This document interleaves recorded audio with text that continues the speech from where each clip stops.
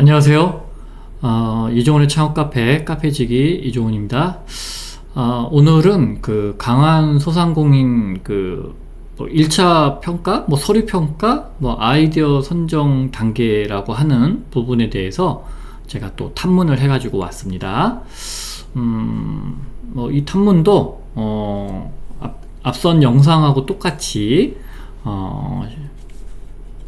실제 그 서류 평가한 내용이 아니라 제가 이제 또 이렇게 지인들 탐문해 가지고 왔겠지요. 그래서 정확치 않은 정보도 혼재되어 있다라는 거 반드시 알고 계셨으면 좋을 거고, 그냥 참고만 하셔라. 미리 좀 말씀드려요. 정확한 정보는 아닐 수 있다. 자, 그럼 한번 볼까요?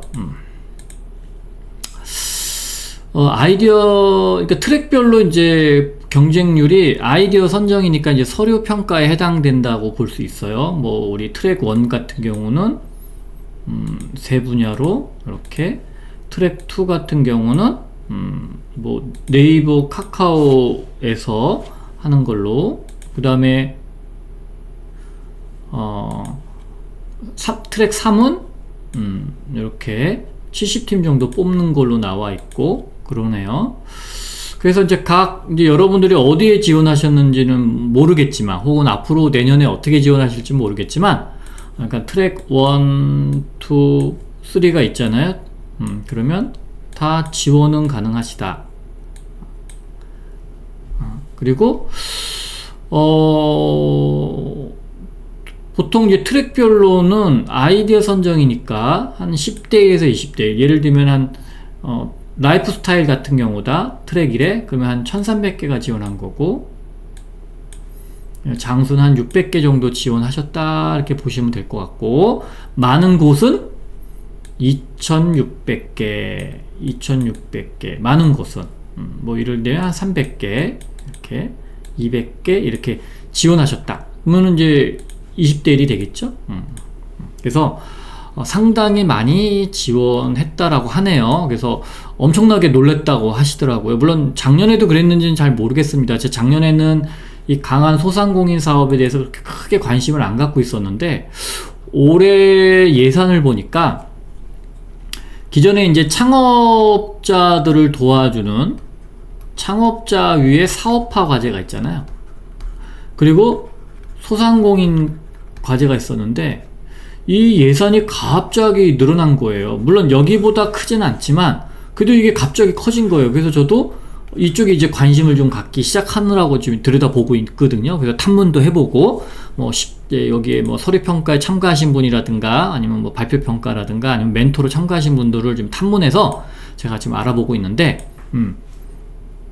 경쟁률이 어마무시하다. 일단.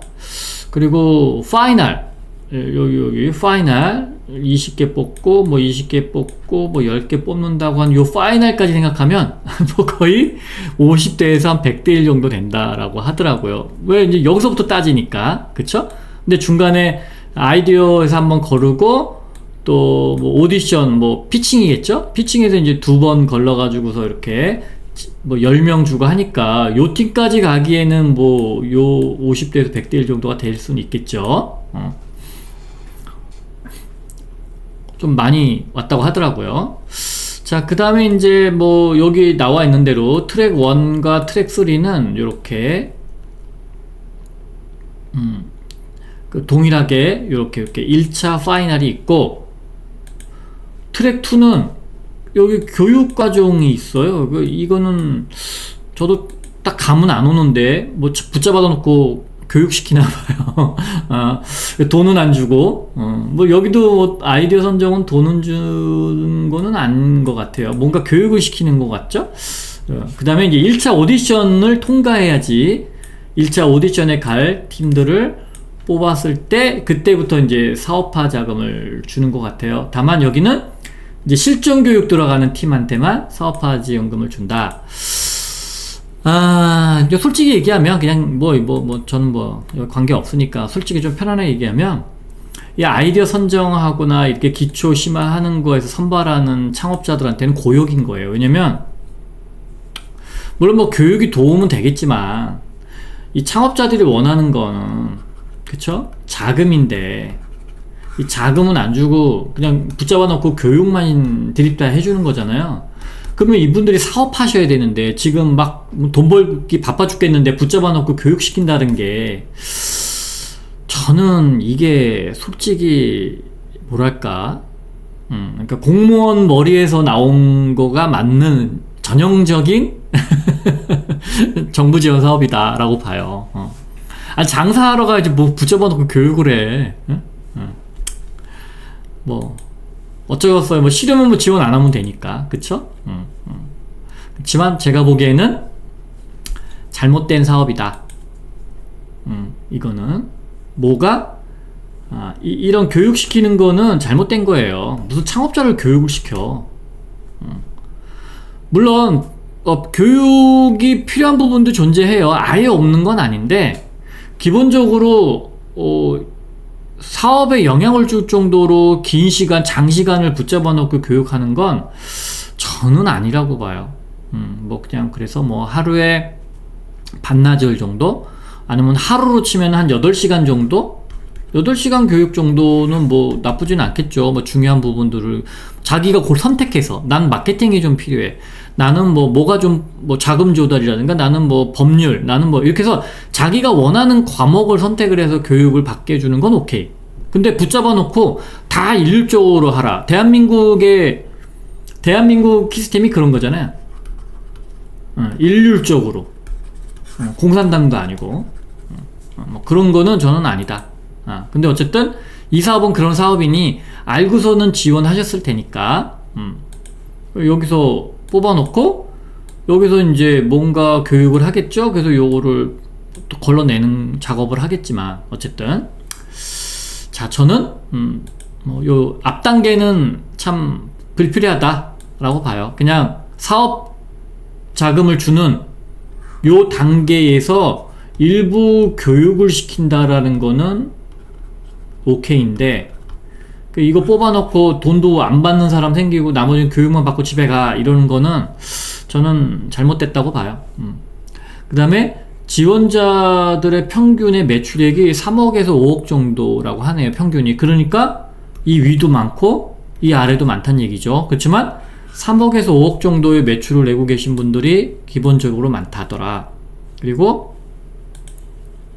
엄청나게 몰린 한 해인데 그거는 이제 아무래도 경기 침체도 있을 거고 전 또 뭐 있냐고 생각이 드냐면 지원금이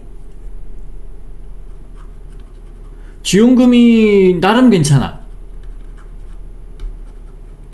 1억 원 정도 되니까 나름 괜찮아요. 특히나 이게 창업 사업이 아니라 소상공인 사업이잖아요. 소상공인에서 이렇게 돈을 많이 주는 경우는 없잖아요. 어떤 사업이든. 그러니까 나쁘지 않다. 저는 나쁘지 않다라고 봐요. 그 다음에 이제 소문에는 이런 쪽을 다 제외했다라고 하네요. 물론 공고문에는 이 내용이 없어요. 공고문에는 분야를 뭐 이렇게 제한 두고 있지는 않은데 소상공이니까 사실 이런 거를 제외하는 거는 뭐 당연하겠죠. 여러분이 봐도 이게 소상공은 아니잖아 이거. 그 다음에 이제 뭐 전형적인 굴뚝 제조업들 뭐 금형 뭐 선반 뭐 화학 도금 철강 이런 굴뚝 사업 이런 것들도 다 제외하는 방향으로 했다라는 후문이 있습니다. 후문. 실제인지 아닌지 모르겠어요. 제가 참석을 안 했으니까. 그 다음에 예를 들어서 이런 거죠. 트랙 1, 2, 3에 다 지원했는데 다 선정됐어.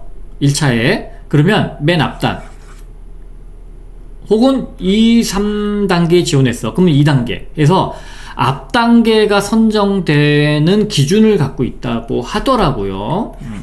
그냥 카더라예요. 카더라.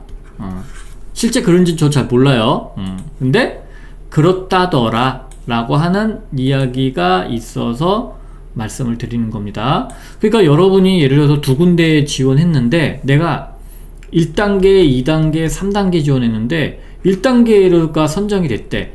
그럼 뒤에 단계에는 탈락을 한 건지는 모르겠지만 만약에 1단계에서 선정이 되시면 제가 보기엔 2, 3단계에서도 되지 않았을까 싶어요. 그러면 1단계로 이렇게 너 1단계부터 해. 다음에 2단계, 3단계 오면 되잖아. 이런 식의 어떤 편의를 알아서 봐주는, 그러니까 선택할 수 없는 그리고 이제 편의를 알아서 봐주는 그런 상황이라고 하는 얘기가 있었어요. 그러니까는 뭐 그거는 알 길이 없겠죠. 그렇지만 뭐 그랬다고 하는 이야기가 들립니다. 그리고 푸드 업체가 되게 많았대요. 항상. 그러니까 제가 봐도 그럴 것 같아요. 소상공인 그러면 뭐 다 이게 푸드하고 관련된 거일 수밖에 없다라고 하는 것 같은데, 그래도 오히려 비푸드 업체 중에 소상공인이면 유리하다라는 얘기가 있었어요.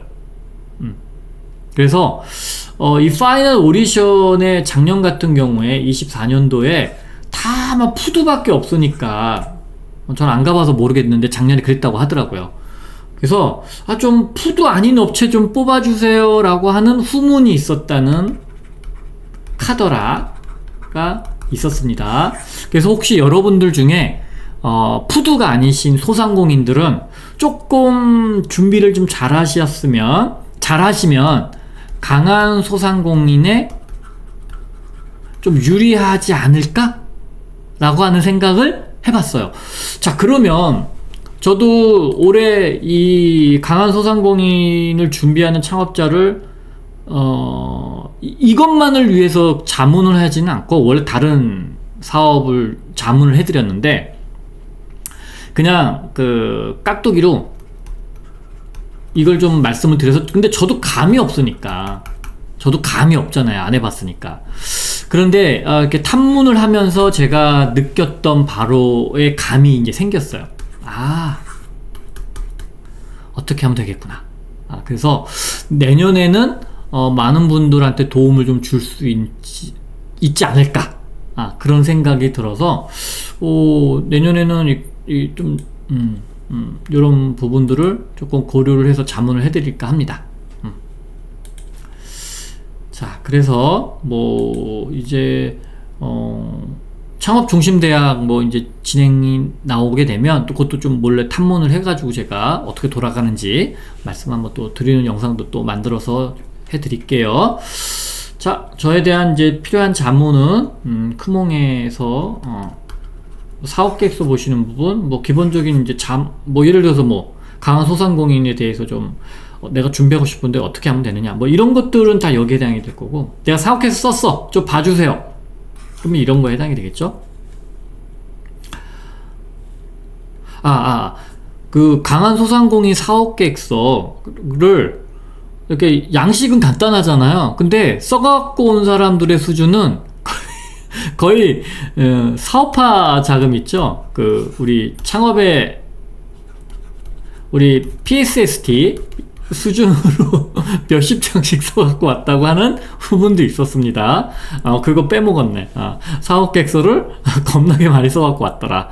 그러니까 저도 양식을 보고 되게 간단하다, 근데 이걸 어떻게 평가할까 걱정이 됐었는데, 얘기 들어보니까 역시 한국 사람들은 어떤 양식을 주던 다 똑같이 써갖고 오니까 엄청나게 많이 써갖고 제출했다고 하더라고요. 거의 창업사업계획서 수준으로 써갖고 왔다더라는 얘기가 있었습니다.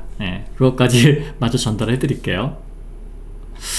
자, 관련돼서 여러분 자료는 뭐 여기 좀 참조하시고 문의사항이 있으시면 연락 주십시오. 물론 이것도 고려해 주시고요. 자, 오늘은 강한 소상공인 첫 단계 아이디어 선정 단계에 대해서 탐문한 결과를 여러분들하고 공유해 봤습니다. 자, 다음에는 또 유익한 정보를 가지고서 돌아오도록 하겠습니다. 감사합니다.